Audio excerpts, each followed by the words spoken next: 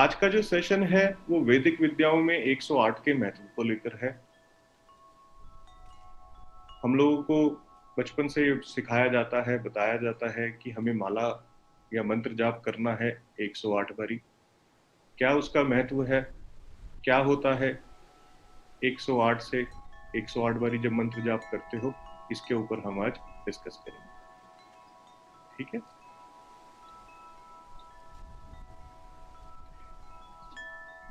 इसको जानने से पहले थोड़ा सा ब्रीफ कर देता हूं, जो तुम सब लोगों को मालूम भी है कि 12 राशियां होती हैं। 28 नक्षत्र होते हैं, 27 के ऊपर गणना होती है और एक नक्षत्र को एलिमिनेट कर दिया गया है जिसे रेवती नक्षत्र बोलते हैं, और उस नक्षत्र में भगवान श्री राम जी का जन्म हुआ था। 12 घर है। जब तुम अपनी कुंडली देखते हो तो उसमें 12 खांचे हैं, तो वो 12 घर हैं। और जो ग्रह हैं यानी कि प्लैनेट्स, वो 9 हैं। ठीक है। इस बात को ध्यान रखना, राशियां, नक्षत्र और प्लैनेट्स, ये 3 चीजें मेन है। और जो तुम्हारी कुंडली होती है, जन्म कुंडली, उसमें 12 घर होते हैं।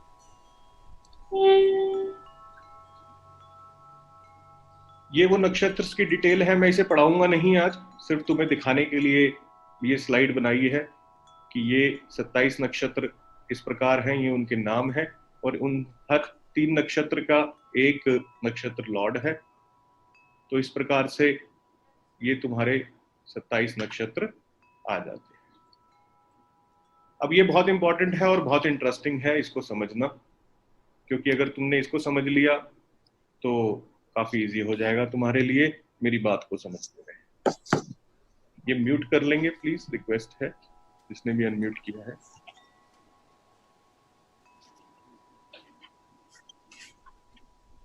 मैं दोबारा से रिक्वेस्ट कर रहा हूं कि म्यूट कर लेंगे जिसने भी अनम्यूट किया है।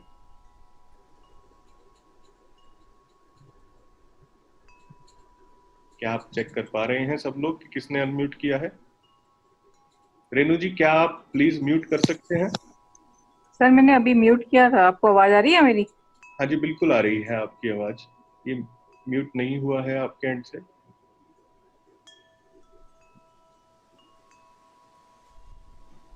मैंने किया है, अब कुछ नहीं छेड़िएगा, मैंने यहां से म्यूट कर दिया है। ठीक है। 12 राशियां हैं, मेष, वृषभ, मिथुन, कर्क, इस तरीके से ये 12 राशियां हैं।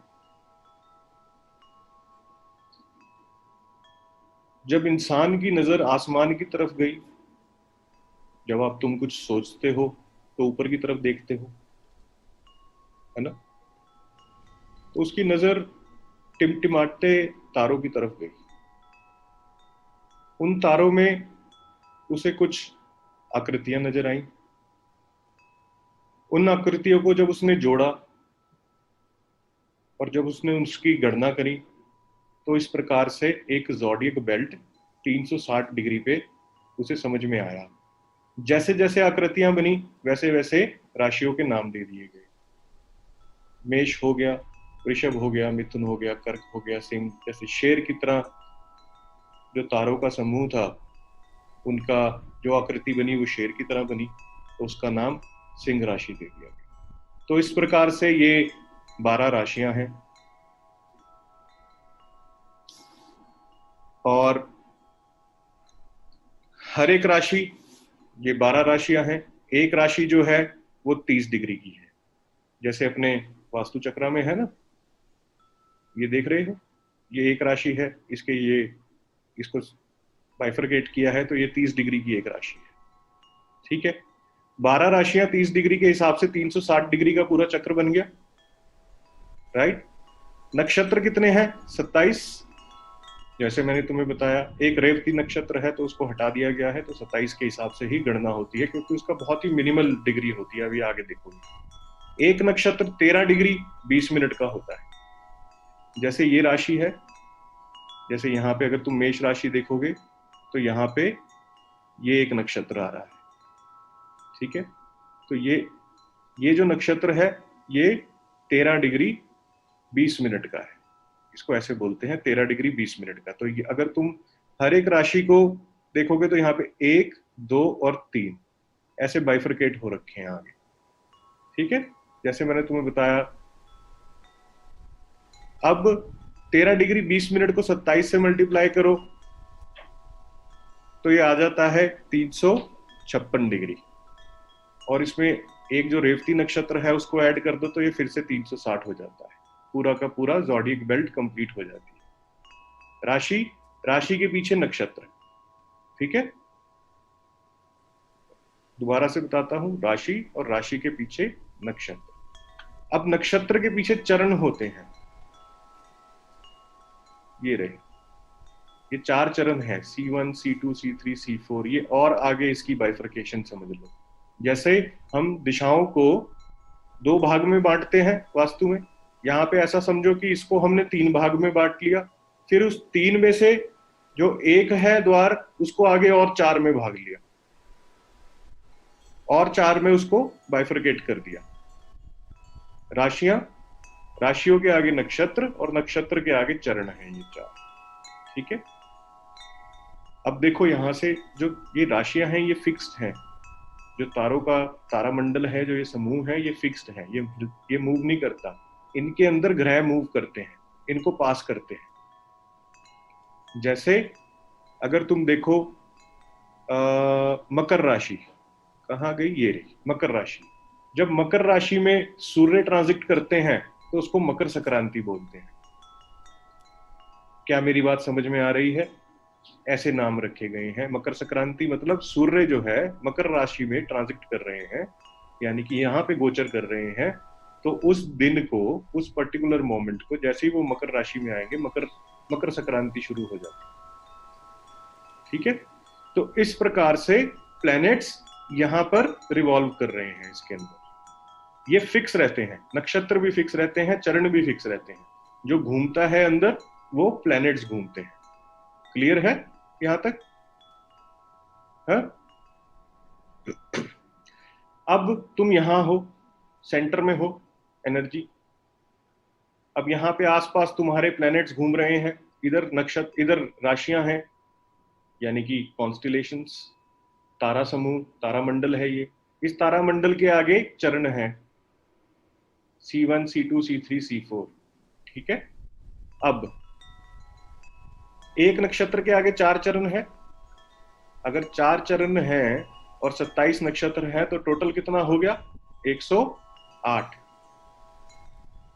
टोटल कितना हो गया? 108 हो गया। तो जब तुम 108 बारी माला जपते हो तो तुम क्या करते हो? अल्टीमेटली अल्टीमेटली तुम इस पूरे ब्रह्मांड की जितनी एनर्जीज होती हैं उनको उस मंत्र के थ्रू अट्रैक्ट करते हो। क्या तुम्हें समझ में आई?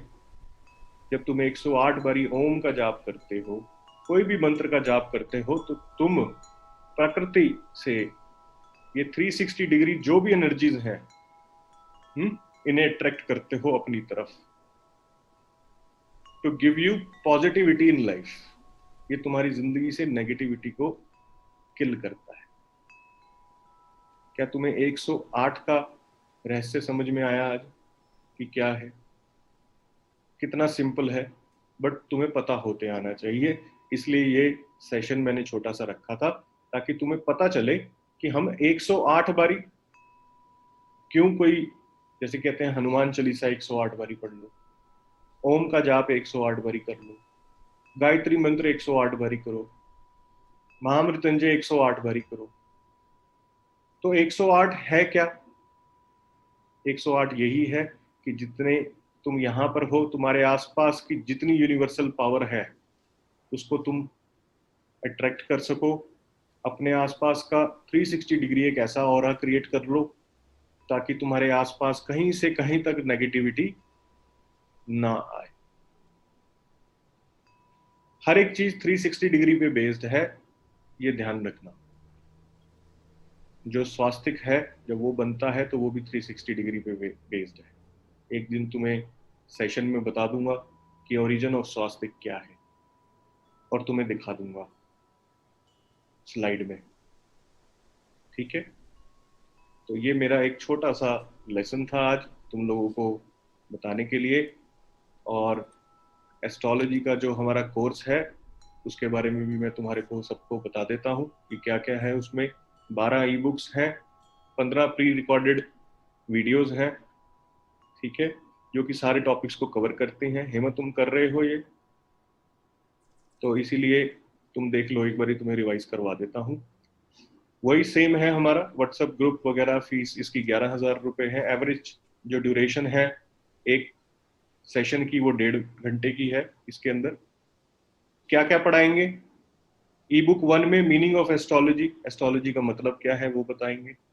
आंसर्स, क्या तुम जवाब ले सकते हो एस्ट्रोलॉजी से, इसके बारे में बताएंगे। नक्षत्र क्या है, राशियां क्या हैं, राशि के लॉर्ड्स कौन होते हैं। इंट्रोडक्शन टू जॉडियक बेल्ट जो मैंने तुम्हें अभी बताया है, ये जॉडियक बेल्ट होती है, इससे इंट्रोड्यूस मैंने तुम्हें ऑलरेडी करा दिया है। वैदिक सिग्निफिकेंस ऑफ 108 टाइम्स, ये भी मैंने तुम्हारे को बता दिया है कि क्या है। ई बुक 2 में हम क्या कवर करेंगे? 12 घर, कुंडली के 12 भाव, इनके बारे में बात करेंगे। उनके क्या गुणधर्म है, हर भाव का क्या गुणधर्म है उसके बारे में। Houses in general, in general तुम क्या देख सकते हो हाउसेज में, उसके बारे में डिस्कशन करेंगे। इन भावों से हेल्थ को कैसे रिलेट कर सकते हो, कैसे हेल्थ देख सकते हो इन भाव से, वो बताया जाएगा। हाउसेज एंड मनी, पैसा कहाँ से देखोगे इन घरों में। कोई पैसे की प्रॉब्लम है, तुम्हें कोई कहता है कुंडली देखो, तो तुम्हें पता होना चाहिए कि पैसे की प्रॉब्लम को देखने के लिए कौन सा भाव है, रिश्तों के लिए कौन सा है, शादी का प्रपोजल के लिए कौन सा है, कि प्रपोजल कहाँ से आएगा। क्या लड़की खुद से लेके आएगी या लड़का खुद से लेके आएगा प्रपोजल, या पेरेंट्स ढूंढ के लाएंगे, या इंटरनेट से मिलेगा, लव मैरिज करेगा, अरेंज करेगा। Getting it? कौन से पावरफुल घर होते हैं और कौन से पेनफुल घर होते हैं एस्ट्रोलॉजी में, इसके बारे में डिस्कशन करेंगे। प्लैनेट्स के बारे में कि क्या है प्लैनेट्स, क्या उनके गुणधर्म हैं प्लैनेट्स के। बॉडी पार्ट्स और प्लैनेट, कौन सा प्लैनेट कौन से बॉडी पार्ट को रिप्रेजेंट करता है। Metals and planet, gemstones and planet को देखेंगे। डाइटी यानी कि कौन से लॉर्ड हैं किस प्लैनेट के, ये तुम्हें बताया जाएगा। किसका दान करो, ग्रेन, दाल का करो, गेहूं का करो, चावल का करो, वो हो गया। मंत्र कौन सा, कौन से प्लैनेट के लिए है। प्लैनेट एंड बॉडी ऑर्गन्स जो मैंने तुम्हें बताया। Transition of planet in each zodiac, जो मैंने तुम्हें बेल्ट दिखाई थी, उस बेल्ट में कौन सा प्लैनेट कौन सी राशि में कितने दिन ठहरता है, ये कवर होगा। ई बुक 4 में क्या बताया जाएगा, प्लैनेट्स एंड रिप्रेजेंटेशन, यानी कि प्लैनेट क्या रिप्रेजेंट करते हैं। रिलेशनशिप बिटवीन प्लैनेट्स, यानी कि प्लैनेट्स के बीच में क्या रिलेशन है, आपस में उनका मैत्री भाव है या शत्रु भाव है, उनकी अंडरस्टैंडिंग है कि नहीं है। डिग्री यानी कि पावर ऑफ प्लैनेट क्या है, कौन सा प्लैनेट किस राशि में उच्च का हो जाता है, किस राशि में नीच का हो जाता है, ठीक है। दशाओं के बारे में बात करेंगे, महादशा अंतरदशा के बारे में बात करेंगे, क्या उनके रिजल्ट्स आते हैं और कब आते हैं, इसके बारे में बात करेंगे। सीक्वेंस क्या होती है इन दशाओं की, इसकी डिटेलिंग करेंगे। ई बुक 5 में वक्री प्लैनेट क्या होता है और मार्गी क्या होता है, कैसे मूवमेंट होती है प्लैनेट की, इनकी दृष्टियां क्या होती हैं, एस्पेक्ट्स जिसे तुम बोलते हो। लगन राशि क्या होती है और चंद्र राशि क्या होती है। फिर पक्ष के बारे में बात करेंगे, क्या होते हैं कृष्ण पक्ष, क्या होते हैं शुक्ल पक्ष, ठीक है। फिर इसकी प्रैक्टिस है एस्पेक्ट्स की, दृष्टियों की प्रैक्टिस के बारे में बात करेंगे। ई बुक 6 में हम लोग बात करेंगे मांगलिक दोष क्या होता है, काल सर्प योग क्या होता है, शनि की साढ़सती कब आती है, राशि परिवर्तन योग क्या होता है, नीच भंग राज योग क्या होता है, और गज केसरी योग क्या, ठीक है। इतने एनफ हैं योग, इतने सीख लोगे वो भी बहुत है, हाँ, तुम्हें कोई मात नहीं दे सकता उसके बाद। ई बुक 7 में हम क्या करेंगे, easy step to analyze horoscope, कुंडली कैसे पढ़े। पीछे तक जो था वो सारा तुम्हारे, ऐसा समझ लो कि वास्तु के अंदर डायरेक्शन, उसके एट्रीब्यूट्स, अंदर के देवता, और अब कैसे मैपिंग करनी है, ठीक है। कैसे कुंडली पढ़े, लगन लॉर्ड कौन है तुम्हारी कुंडली में, कौन तुम्हारी कुंडली में राशि लॉर्ड है, तुम्हारा लॉर्ड ऑफ लक कौन है, तुम्हें हील कौन करेगा, इसके बारे में पढ़ेंगे अपन। तुम क्या ऑफरिंग करो, यानी कि तुम दान किसका करो, किससे बच के रहो, कौन तुम्हारे शत्रु हो सकते हैं, और ईष्ट देव कौन हो तुम्हारे। हाँ, फिर प्रैक्टिस करेंगे इसको। Ebook 8 easy to do remedies in astrology. Astrology की ये 4 रेमेडीज के बारे में डिस्कशन करेंगे। जेमस्टोन कब पहनना चाहिए, पहनना भी चाहिए कि नहीं पहनना चाहिए, फास्टिंग किसकी करें, कब करें, किस टाइम पे शुरू करें फास्टिंग, ऑफरिंग क्या करें जो मैंने तुम्हें ग्रेन्स का बताया है, और कब करें ऑफरिंग, कितने बजे करें, किस पक्ष में करें, मंत्र मंत्र उच्चारण कौन सा करें। मैं कभी भी इस फेवर में नहीं हूं कि तुम किसी पंडित को पैसे देके मंत्र उच्चारण करवाओ। तुम चाहे एक माला जप लो, हार्डली 10 मिनट 15 मिनट, लेकिन खुद से करो। You getting it? जो तुम खुद कर लोगे वही तुम्हारे कर्म है। जो दूसरे को दे दिया ना, उसको पता वो करेगा ढंग से कि नहीं करेगा, क्या बोल गया। यद्यपि संस्कृत भाषा नाना कवि नम रचना ही पूछता, इसी तरह से महाकवि कालिदास स्थान सर्वोपरि अस्ति एषा ही महाकवि। तुम्हें समझ में आया संस्कृत में क्या बोल गया? You getting it? प्रश्न कुंडली कैसे बनाए? अगर तुम्हारे पास कोई आता है जिसके पास डेट ऑफ बर्थ नहीं है, टाइम नहीं है, प्लेस नहीं है, उसकी कुंडली एनालिसिस कैसे करें, ये हम ई बुक 6 में करेंगे। ई बुक 7 में इंपॉर्टेंस ऑफ नवमांश नवमांश पढ़ना सिखाऊंगा। इससे पता चलता है कि इसकी लव मैरिज होगी या अरेंज मैरिज होगी। नवमांश में ही तुम्हारे को आगे मैं बता दूंगा कार्मिक रिलेशंस कैसे देखते हैं, कि आर यू, जैसे तुम्हें एनालाइज करना है कि कहीं मैं किसी कार्मिक मैस में तो नहीं हूं अपनी लाइफ। तुम एक रिश्ते का बोझ ढोए जा रहे हो, घसीटे जा रहे हो उसको, ये चेक करते आएगा कि कहीं ये कार्मिक रिश्ता तो नहीं है, यानी कि कोई बदला लेने के लिए तो नहीं आया मेरे से पिछले जन्म का, कि मैं चाहकर भी इसे छोड़ नहीं पा रहा या छोड़ नहीं पा रही। और कोई नया रिश्ता अगर बन रहा है तो उसकी एनालिसिस कि क्या कहीं ये कार्मिक रिलेशन तो नहीं होगा जो आगे चल के मुझे पीड़ा देगा। ये ई बुक 11 में हम कंप्लीट करेंगे।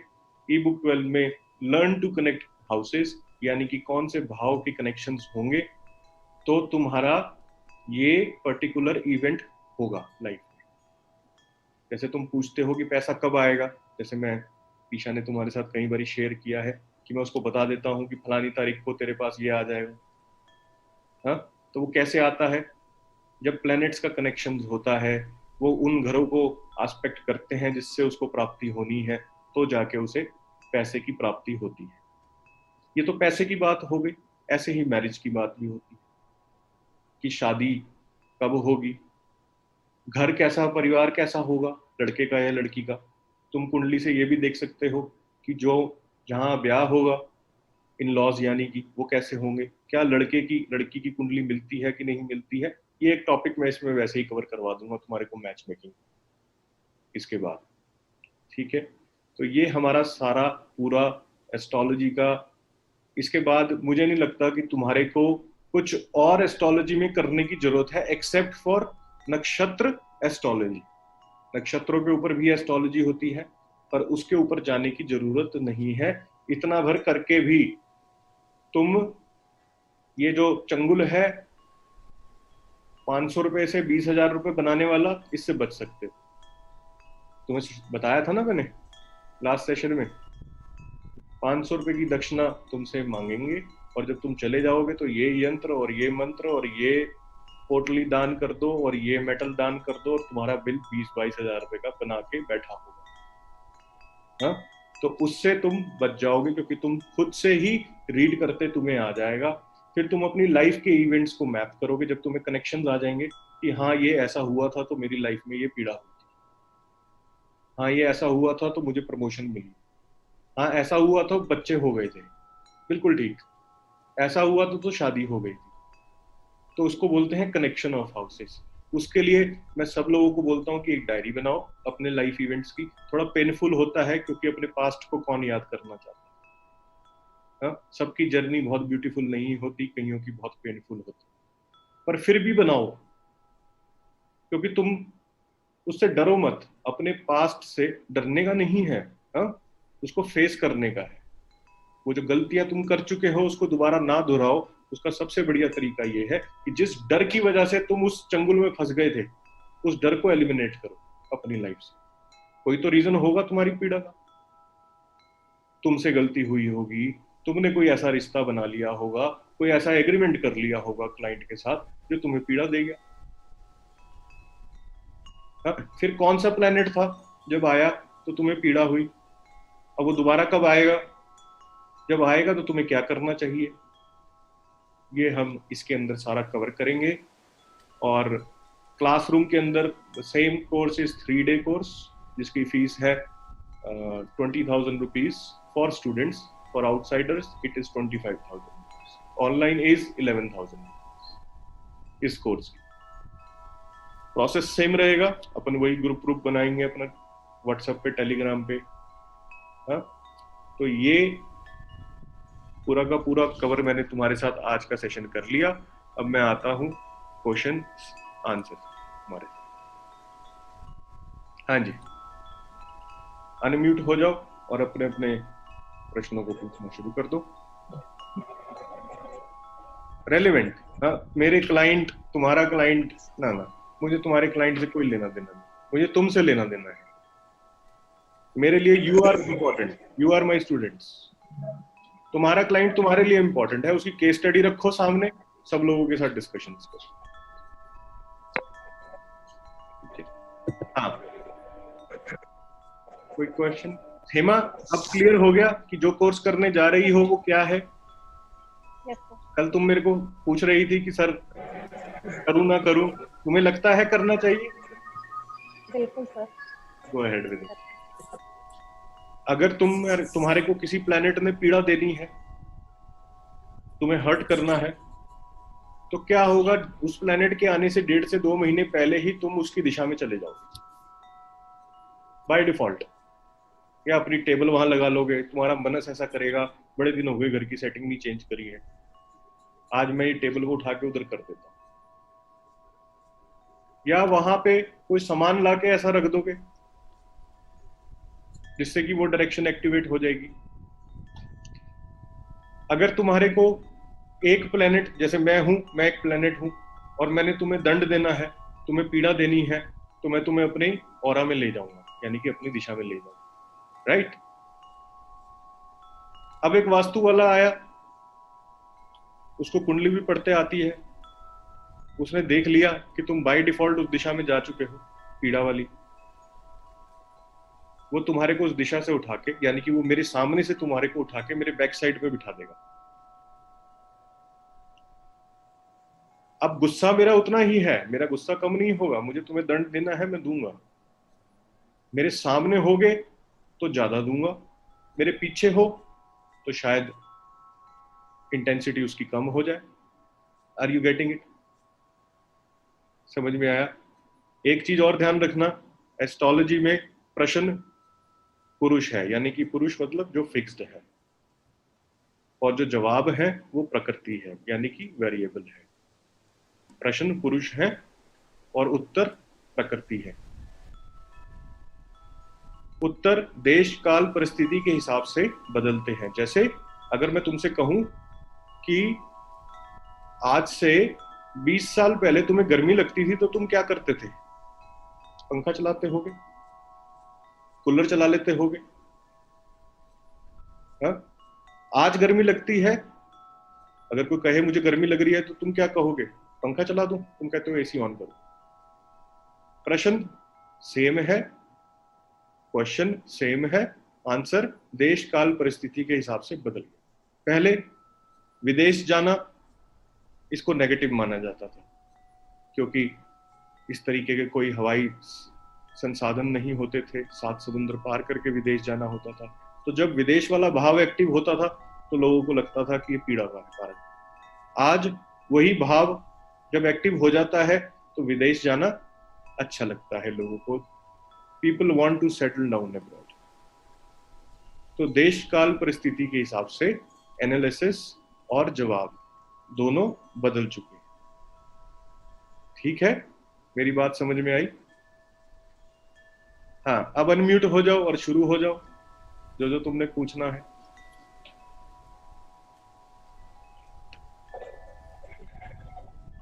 रेनू अच्छे से पढ़ना, वीडियोस को बार बार देखना, कॉन्सेप्ट समझ में नहीं आए तो ग्रुप में डालना, कोई सेशन रख लेंगे ऐसा सब, ठीक है।